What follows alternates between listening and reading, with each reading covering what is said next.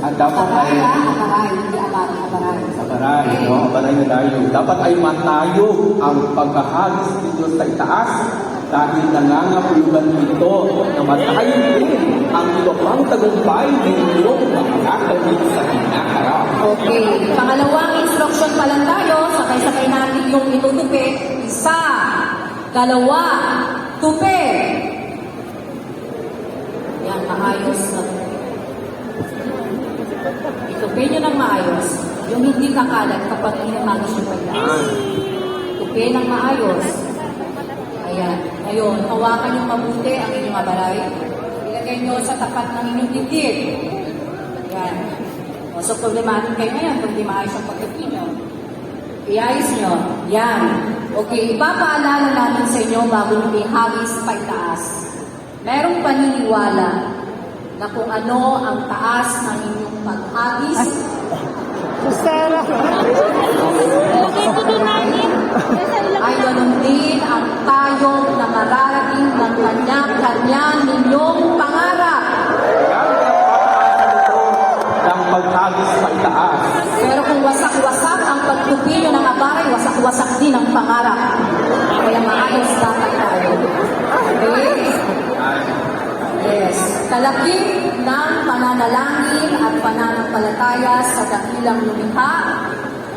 Naniniwala tayo na kung ano ang taas ng paghagis sa abaray, ganun din ang tayo na mararating sa katuparan ng inyong mga pangarap. Sa bilang na 3, sabay-sabay ninyong iahagis, hindi iwawasiwas. May nagwawasiwas. Ayan, mag-iwawasiwas. Okay, lagay nyo sa puso nyo. Ayan, sa tapat sa inyong puso. Gusto nyo yata magkaroon ng fifth year. Lagay nyo sa puso nyo. Sa bilang na 3, sabay-sabay nyong iahagis pa itaas. Ingatan nyo huwag tumago sa inyong mga magulang. Kailangan nyo masalo. Okay, Sir Jeff. Isa, dalawa, 3, hagis!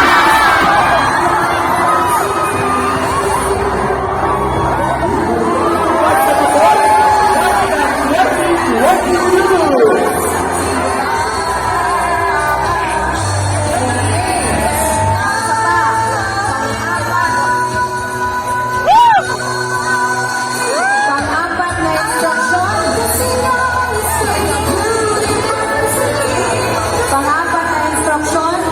Ito, may kabilang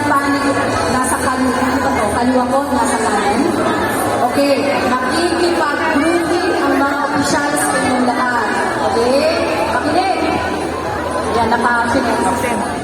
Dito muna tayo. Pwede na po ba kayong mga minamahal namin siya ng pamatasan kasi para ipamita po ang buti natin sa At huling sila ng mga bahay. Okay, ngayon, ibalik ninyo ang inyong abaray. Yes, baba na po kayo dito sa sa taas na po kayo, tamang po, sorry po. Dito na po Taas kayo. na naman po. Pero atras po, makikita nyo to sa website ng PSU. Hanggang QS Star, makikita nyo to. May sasagutan ko pala kayong form. Okay. Ready, ready?